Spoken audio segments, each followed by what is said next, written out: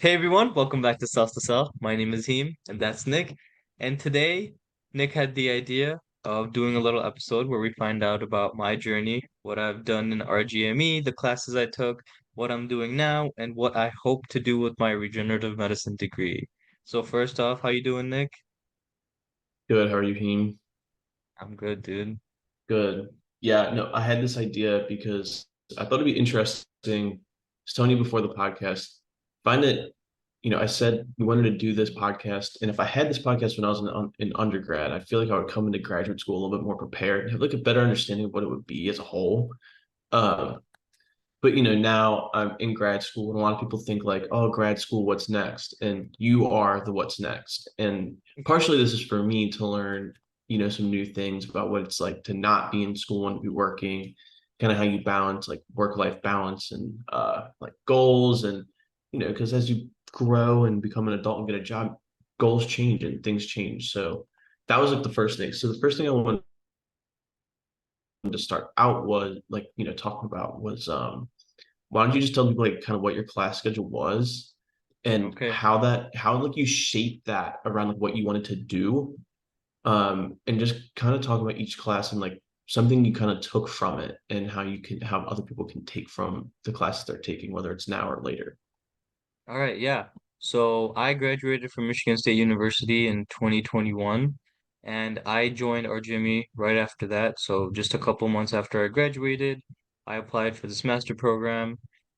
Didn't find out about it until just to be honest, like middle of June and everything. So I reached out to our program people, like mentors, Melanie and Dr. Bonfield, and then they both were like, okay, yeah, you can still apply. So then I did, and the reason I wanted to do regenerative medicine was because I found the field of medicine to be, not as good as I wanted it to be because I've had experiences with being hospitalized and I wasn't too confident in like human error happens all the time. But if you can create technologies that can kind of eliminate human error, but not totally getting rid of doctors, but kind of making any doctor that uses your technology like foolproof. So I was reading a lot on the internet about what like would be the next step for medicine, and I read about regenerative medicine, so I found out about what stem cells are, what gene therapy was. So then RGME was kind of like that program because there wasn't really anything else, like honestly, anywhere else in the country that I could find it. And I didn't know where Case Western was and everything. So then I kind of like saw this as a good opportunity to learn so much. So because I was like, as everyone is in this program, we don't know what really classes to take in the beginning. I just stuck to like the core classes that this program kind of tells us about. And that was RGME, that which was like the foundations in regenerative medicine, and then also Biotechnology Innovation 1. So that was just my fall classes. So in like foundations of regenerative medicine, we had week after week people come in and give talks about like uh, what their like science is in regenerative medicine. So different PhD PIs in um at Case Western, we got taught about stem cells, we got taught about tissue engineering, we got taught about immunotherapy, and then like just interacting with the whole class and asking questions and being like, okay, wait, this is how targeted medicine happens, with CAR T cells. Like we can literally target so many of these ailments that like cancer patients go through and everything. And it's just like this next step of medicine. And I thought all that was so cool. And at the same time we were taking that class, we had the first biotech class where we learned about how to write an SBIR, how to do all the grant writing, like how to build your own biotech, how to form teams, how to raise money, all that stuff. It was like so fresh and so new. And because I joined 2021, it was still kind of like COVID era. So we had to wear masks and everything. And I remember a lot of the labs weren't taking students for like jobs and stuff. So like we were kind of like, I don't know, the timing was a little bit weird, but honestly, we made the most of it. We were still so grateful to be there because, we didn't have much to do during COVID. So like I needed something to do. So RGME was like all right, let me go get this degree and let me do something a little bit more risky and not like because I was pursuing med school. so I wasn't like super into leaving the medical field, but I just thought, okay, you know what? Let me try something new. Who knows? Like, who knows when COVID would even end? So I was like, all right, if this program is 2 years, I'm learning some really cool stuff, getting a master's degree. This industry is gonna grow. I was like, this is a great opportunity. One So thing that I'll say is like I was also, as people have maybe watched this or if they haven't, but I was also in med school route. And like I know the first semester I was here when I took those two core classes, I was like, I made the right decision. Like yeah, I felt very confident in where I was, very confident in what I was learning and what I was, who I was talking to. And I feel like medical school might have been like a bit of a mistake for me, especially talking to, our friend Osvaldo, who, tried a semester of it. It was like, it was not what you think it is. He's like, it was grueling, studying, test and test. And, it's great. So, you come in your first semester, you're thinking about, all the different things you can do. Take us through like your second semester and like your fall semester of your, your second year. Like, what did you do, that yeah. full year you were actually in Cleveland. And I also want to ask if Case Western and RGME wasn't in Cleveland, if it wasn't, you know, relatively close to your house, because I know where you live. hmm Um, like, would you say it was in where Emory is in Atlanta? Would you still have gone for it and moved to Atlanta? That's a really good question. I think because Cleveland has a good name and the Cleveland Clinic was there, Case Western's there, regenerative medicine, all the stuff was relatively close to home.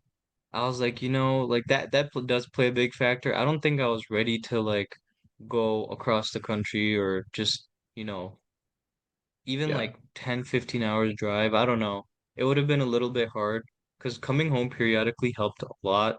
I got to see parents and stuff like that and re-up on food and all yeah, that stuff like that. So, I mean, it did play a factor, but I think I would have done kind of anything for my career, especially if it was something this big of a decision because, you know, 2 years and like changing your field and changing your entire path in life is like kind of a big decision. But I think, with the support of parents and talking to everyone around, we were just like, okay, let's just try this out. And yeah, having Cleveland close to home was a, a big thing.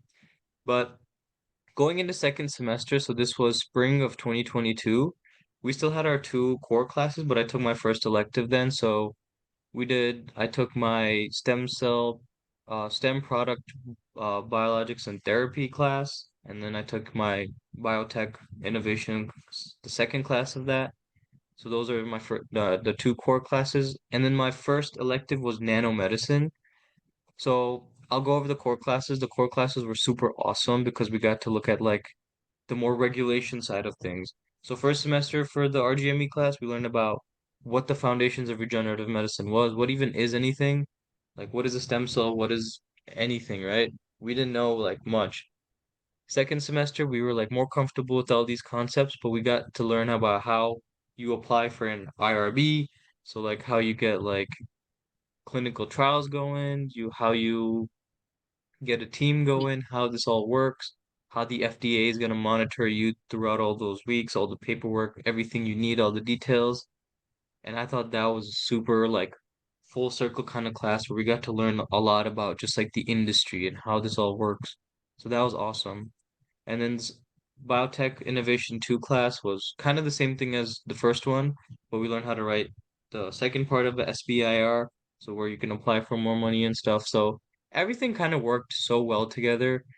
And like I was just really happy with how this program was set up. And then nanomedicine was my first elective, and I took that class mainly because I was super interested in like what it even meant. And then when I joined the class and like learned everything, I was like, oh, so like this is what nanoparticles are. And when you think of gene therapy, you understand that it's okay, DNA or RNA or mainly just RNA that's being sent, but it's just like, how does it even work? You need to know this. Like, I wanted to understand the science behind it. And then so I got to learn about what nanoparticles are and how they're like literally a tiny, tiny little particle in nano size. It's like 150 nanometers in diameter, and inside of it you can put the genes, and outside of it you put like a targeting molecule. So when you inject that entire thing into somebody, it goes and it fuses with people's cells, and then it has like endosomal escape is what it's called. So when it goes inside the cell, the inner contents escape into the cytoplasm of the cells, and that's how it's literally delivered. So understanding all that was super awesome, and the professor of that class, Dr. Lu, was so cool to me that I actually asked him to join his lab for the that summer. So I joined that lab for the summer. He has actually, and his lab and his PhDs that are under him, over the past years, they've actually developed their own nanoparticle. And I think that was the coolest thing ever, because imagine you can say that you developed your own nanoparticle that's biocompatible and will eventually, hopefully, go into people for actual therapeutic use. And it was the coolest thing ever. I got to learn so much about like um biomedical engineering, because those were all like nanoparticle stuff is all about like charge, and there's so much chemistry you use, and biology is there, but it's not like but the BME department is amazing. They do some the coolest stuff. It's all a lot of engineering. So that was my summer. So after my 2 semesters, that was my summer. I worked in the nanoparticle lab. I thought all of that was awesome. And then fall of 2022, I took this class called Entrepreneurship and the Good Life. So that class was really awesome because it was my first like now business class in this program. So we're in regenerative medicine and entrepreneurship. So I was like, okay, now I have a really good handle and concrete knowledge of what regenerative medicine is and the science stuff behind it. But what is like entrepreneurship? How do you do anything? Like, how does this all work? How does like investment work? How do you, if you create a company, how do you give shares to people? How do you like, what are options? What's anything, you know? So learning all of that was cool. But in this class, we learned more than that. It was more about how to create a path in life where you not only do well, but you do good. So what the difference between the two is you can do well in your life by earning a lot of money, but how do you feel fulfilled from that money? So how do you do good? So doing well and doing good is a combination of things where you can have longevity in your career and where you start to love things. So I was like, that's really awesome. So then Scott Lowry was the um professor for that class, and he taught us a lot about like to be an entrepreneur, you don't always have to start things like a startup. You can sometimes look at a company, raise a bunch of money to buy them out, and you have a plan to how to grow it and like do something that would disrupt it. And that's also being an entrepreneurship. So you can buy out companies, grow it, and that's how you're an entrepreneur. So that was super inspiring too, because I just didn't know that that level of entrepreneurship exists. You always think of startups as the thing, you know. Mhm. And then same class, the other class I took in fall 2022 was commercialization and IP management. This class was like it made everything seem so like it kind of felt like so secretive, because you learn about like when you create a medical technology, you need intellectual property on every single part of that, and you should not tell anybody anything and all these things. And then you learn about patents, and you learn about how to commercialize things. Once again, how to like raise money, and then a SWOT analysis, so strength, weaknesses, opportunities, and threats, and how you kind of formulate your entire, plan for your company or whatever. And it was the coolest thing. And once again, I've loved every part of this program. And like I chose these classes because I kind of like wanted to answer the questions I had. And then going into the spring of 2023, I did my fundamental immunology elective and then my entrepreneurship finance elective. Fundamental immunology was really tough. Um, you learn about every single part of the immune system. Like it literally is fundamental immunology. We learned about T cell development, B cell development. We learned about everything you can imagine, how vaccines work, how everything in your immune system talks to each other, how they know that if you get pricked here, how does your immune system like send cells there? It was just like how your entire body talks to each other and how aging actually reduces the size of your thymus, so then that's how you lose immunity as you get older and all these crazy things. So I took that class because I thought knowing like we were required in RGME, we're required to have another science elective, so I was like, okay, having a good background in science, I still want to have that and I learned a lot. Don't know how much I will use of it in the future, but it's good that now I can read papers and understand that okay, when they're talking about something complex or how the immune system is interacting with everything, I'm like, okay, I have some knowledge about this. And then I took my entrepreneurship finance class. You were in that class too, Nick.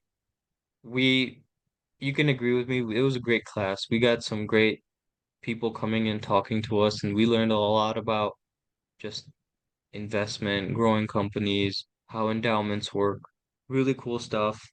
Um, it's just entrepreneurial finance. If you're going to have a company, how are you going to finance it? How do you talk to investors? How do you raise money? How do you give percentages? All that stuff. Like it was like the best thing. And then that same semester, so spring of 23, I did my internship, which was in a lab that used induced pluripotent stem cells to make like neurodegenerative models.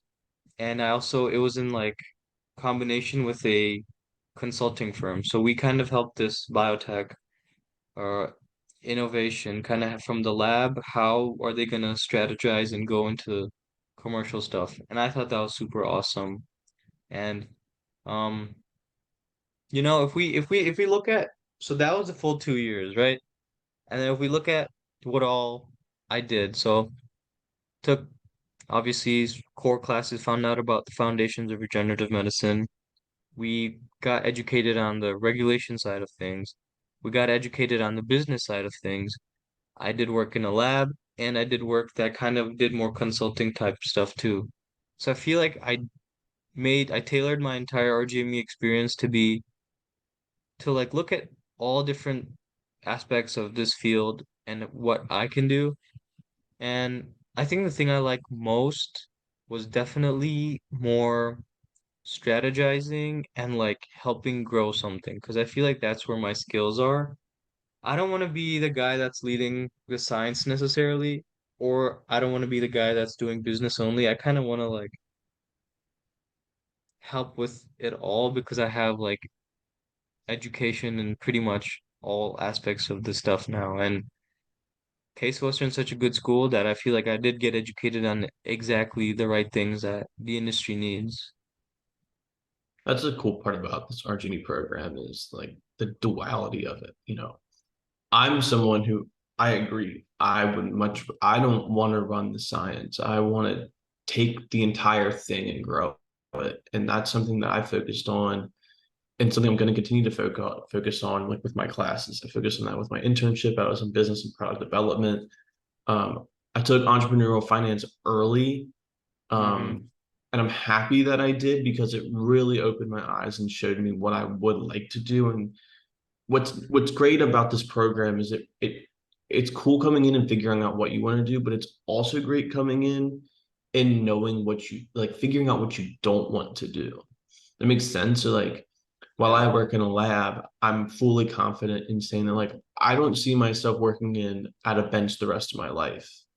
Right. Like that's something that I don't want to do. And like while I make fun of like my dad who used to work in a cubicle, now I'm like finding like I would love to have a cubicle as a home and be working in the business of product development and but still being able to communicate with the people on the science side and saying, hey, like, can we cut costs this way? I found this paper that reduces our steps to get our final product and increases our yield through this. Can we test this out?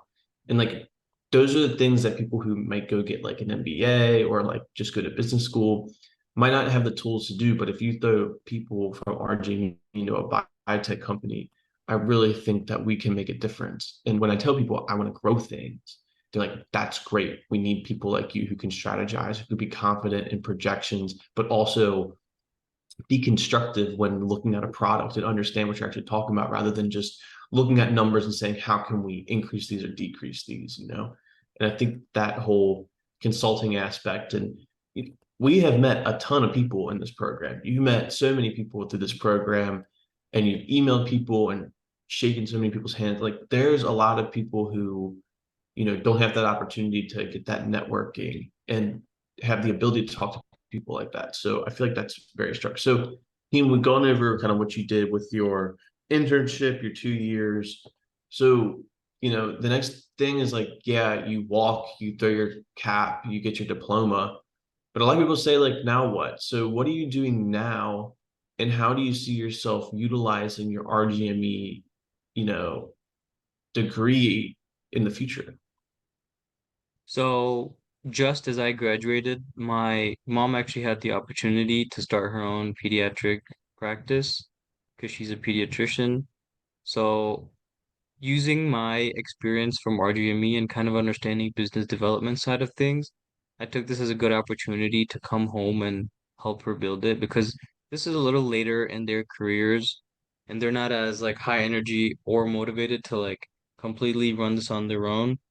So I thought, since I don't have a super secure job just yet, this would be a good opportunity for me to come back home, help this practice grow, and like I've got to understand so many things in pediatrics right now. So like from birth to age 18, what developmental questionnaires we have to give patients, what to look for, how depression affects them, the things that they should and should not be doing, at what age we recommend vaccines, like how this affects everybody, and like how reimbursement works for it all. So like if somebody comes in that's sick 4 times in a year, they keep getting sick, how the reimbursement with that would work. Um, because we're pediatrics, we also get like sports physicals. A lot of these kids like, come in and everything. And because of my experience working in the lab, we also have a tiny little lab there where we do like strep tests, where we do urinalysis, where we do blood draws and stuff, and then we send it all out. And then how to like with the vaccine stuff, it's so like it's a little nuanced, it's a little complicated, but like we have a fridge that has a bunch of vaccines that has to be stored at a certain temperature. You got to keep um checking and data logging the temperatures it's at, and then you have to submit those reports to the state. So week after week, you have to tell them your vaccine fridge is doing well, your vaccines are safe, what the count is. So after we give vaccines after a day, let's say like 5 patients got them, we have to update the log for everything, the physical inventory, all of that has to be updated. Same thing with the freezers. Some vaccines have to be stored at minus like 5 degrees. So then we have to like store them in really cool temperatures and then do the same thing for that. So check physical inventory, check the temperature for those, upload it to the state. Everything has to be documented, everything has to be noted, everything.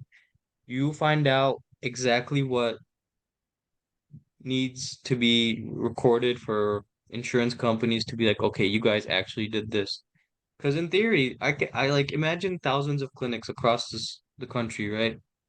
They're doing the same things we are, but they have things documented and we don't. How do they know that we're actually doing it? There's a lot of cases of sometimes clinics, saying things they do, they don't really do it. There's no proof of it. So how are you going to get reimbursed for it?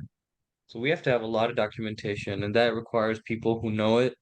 So sometimes, like we've had some staffing issues. So on days it's where it's just me and my mom, I'm like answering phones, checking patients in, taking them back, doing their vitals, taking down all those notes, giving all this papers and everything to my mom, and then she goes and sees the patients. When they come out, I give them their new appointments.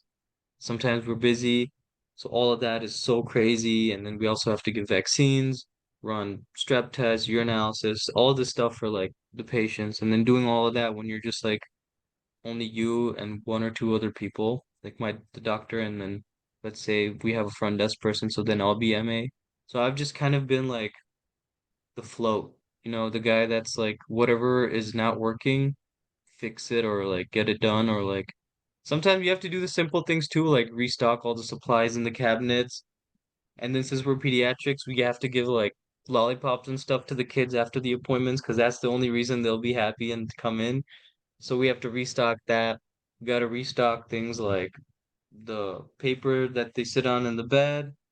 It's like the tiniest things you just got to know about the clinic. So I think this has nothing to do with regenerative medicine, obviously, but it does have a lot to do with how business development works, how you can run a clinic and all the little things that go into like making it work and how much you're gonna have to learn. And sometimes you feel like so sad because you're just like, I've been at this for a month and a half and the things are so repetitive, but I'm still not like I still have things to learn. Like sometimes it makes you feel so dumb.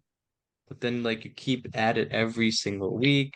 You go, and now after like 2.5 months almost, I feel like any problem that's come up, I feel like I do have knowledge of how to fix it. Like sometimes patients will be like, hey, the pharmacy didn't get the prescription, blah, blah, blah. And then we have to sometimes it's like things they have to come pick up. And they get pissed. The patients, the parents are like, dude, we don't want to come drive all the way. Can you just email it to us? There's so many things we cannot email because it's medical release stuff. So just understanding the whole nature of HIPAA, understanding everything and patient like privacy and everything. So that's been like a huge thing.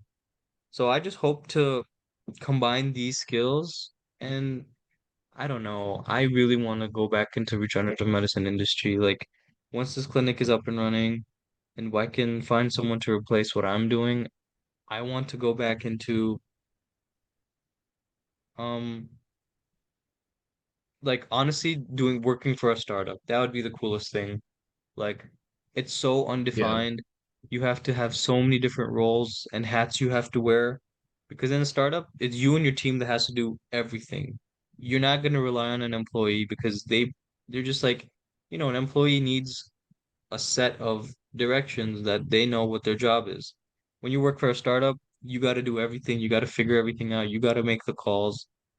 And like you and your team really have to like figure it all out by yourselves. And I think that little I don't know. I really like that type of lifestyle. I do like the doing everything and struggling and seeing your work, really make something one day. So if there's anything in either of the coasts, if there's any startups or something, I'd be so down. Dude, startups are so interesting. But I think like my dream job, other than having a startup, would be to like having my own startup. Yeah. But my other dream job would to do consulting for startups and help them with needs of like building websites and using my contacts to using my network to increase theirs, and like whether it's for a stake or a lump sum or whatever money up front. I think that would be really cool to do, like kind of like what Wave does almost. Like you have an idea, you come to us. I think it would be really cool. And one of our friends, I'm not going to say it because I don't want to like expose like the full idea, but one of our friends was to open up kind of like an incubator, like almost just like a third party incubator where he would like get funding to build labs and office spaces. And it's not tied to a university, it's just like a third party. And anyone who has an idea can come and apply for space. And once they hit like a certain mark, or they hit Series C like funding, or they Hmm. have a valuation of over $5 million, where they get through they get approval for phase 1 testing through the FDA. Like they will have a space, because a lot of people, like, it's like, oh, Amazon was founded out of a garage. Well, you cannot find a biotech. You cannot start a Yeah. biotech out of a garage. Like you can't. You need space. You need the right space to do so. And I think that something like that would be really cool. And running and managing all of those teams coming in and out, and using that as like, you could pay a monthly due, but like also like it'd be like going to Y Combinator. We would give you money and support for 7.5% of your company, and like that would be very worthwhile. If I had the opportunity to do it for my little startup, I'd do it in a heartbeat. We're not anywhere near looking for a place to work, but eventually, like, that is something I'll be interested in. So The last thing I want to say, Heem, and I know that you were kind of like not bummed about working at this clinic, but I want to tell you that like your mood has changed. Like it's done a complete 180 since like you told me when we talked about it. Because who's to say that from this clinic you can't see a gap in the pediatric care, market, and you create some little device that you can test in your clinic with like a bunch of approvals, obviously, but then you have your own product and you have your own place and you can implement it, starting in your hometown and let it grow. And I think that would be a Hmm. really cool opportunity to be able to say, like, I worked in here, I've worked in this clinic forever. I found an issue, I fixed it. There's a guy I know, um,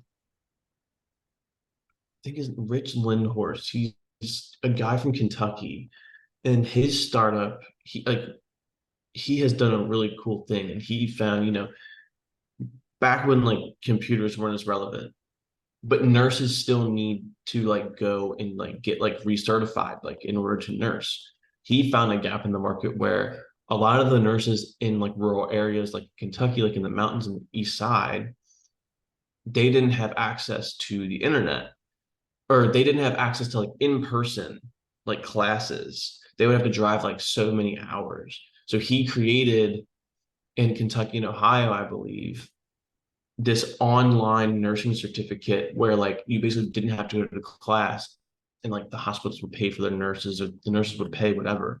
And like he found a gap in the market that had already been established. Retraining nurses was something that had to been done forever, but he found a way to like reinvent it and recreate it. And I don't think that that's necessarily out of the question for you working at this clinic. I think that it's a really cool idea and you should keep your eye open. But Heem, Yeah. this is a great interview. I think it's important for people, especially, undergrads and first year graduate students, to, kind of understand what the bigger picture is. You're not going to necessarily graduate and have your dream job working on the coast for a start for a Yeah. unicorn biotech startup, right? Yeah. But it's a grind, and you take the that you feel like you're going to use, and you make the most of every day, and it sounds like you're really making the most of every day. So Yeah. thank you for sharing. I think that it was great and eye-opening. I enjoyed hearing everything, especially that I've Appreciate it. taken some of those steps with you. One thing you forgot to mention though is we started this podcast, Oh and you yeah. came here, and that was pretty pivotal. And I know that it's Yeah. been bumpy the last couple months, but like I feel like that was also important, that kept us kind of on the path. So yeah, thank you. Maybe when I graduate in a May, maybe in a year, we can do this for me. I think that'd be fun. But Yeah. yeah, do you have anything else to say to the people who have made it this Well, far? If I you made it just this far, yeah, thank you. I wanted to say that like, because of the whole entrepreneurship thing, I think because you have such a, personality that you can tell that you really want to do something too. I think like us starting this channel together was like a big thing. And the fall of 2022 was like, we decided that like, hey, look, and this was your first semester too. Like you like came in ready to like do anything. Like I don't know if I would have been ready to just sit in front of camera talk about stem cells all day when I was just like getting introduced to it all. But you were like, okay, you know what? Let's do this. Let's get it going. Like interviewing people, doing 2 videos a week for 7 months straight. That was like a big thing. I remember before winter break too, we literally recorded so many videos and still had a lot of content while I was in India. Like we were still posting like twice a week. So that was like really awesome. And that's something I always forget because like I feel like it's like we got so used We to it just that did I it. don't Like we feel like, had, like we yeah, just we did it. We just felt did like we it. had to do Yeah, it. we just did it. So like, yeah, So that's a huge thing too. Like we just always starting something, always trying something new and want to grow our network. And I always forget that Cells to Sell is also on the front page of RGME. So, we are kind of like representing RGME and hopefully this thing we get to interview like the new students that are coming in. We get to know everybody. We'll have them on the pod. And dude, in a couple of years, Cells to Sell could be a pretty big thing for RGME just because we helped get this name out there. And in a couple of weeks, I know we'll be posting an episode about a pretty important guest we're gonna have on for RGME. And like I'm sure we'll interview the rest of I mean, hopefully we can talk to some of the alumni too and be like, hey, let's talk to you. Like, Yeah. I what think was this your conversation with RGMB a experience? I think this conversation with alumni of like the first year would be so interesting. So because it's had to have changed so much since they started, especially going through Exactly. COVID and all the new labs and all the new biotechs that come have already come out of case in the last 5 years. I think it'd be very, very interesting to talk. I know one lady works for Forge in Yeah. Same. Columbus. Yeah. And I know a couple of them went back to medical school. One went got her PhD. But I mean, there's so many RGME people, and like the RGME video, not the link to our podcast, but the video on the website has a couple like people who are definitely like in a career, whether they got a PhD or not, like they are in their career. So I think it'd be interesting to do so. Yeah. All right, well, I don't think we should drag this on any longer. All right. Heem, thank you for the interview. It's Thank great to you. hear about the clinic and about your Yeah. experience in RGME. I hope that my experience is just as great as yours in my last year. I think that it will be. I think it's a lot of fun. Oh, I yeah. enjoy it just as much as you do. Yeah. But yeah, this has been another episode of Self to Self. My name is Nick, and that's Heem. We'll see you next time. You guys.